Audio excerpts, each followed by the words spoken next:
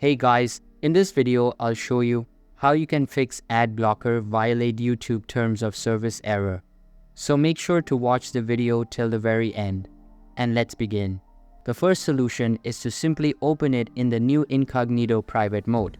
So click on these three dots at the top right corner and select new incognito window. Then open YouTube. Here you will be able to play a few videos. Other than this, you can try another few extensions.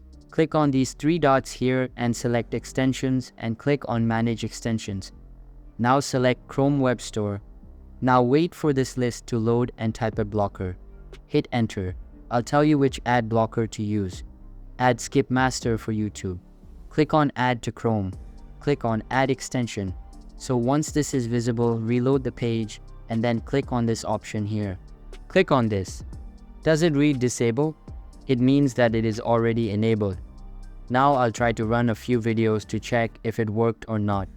Video number 1, ad gone. Video number 2, ad gone.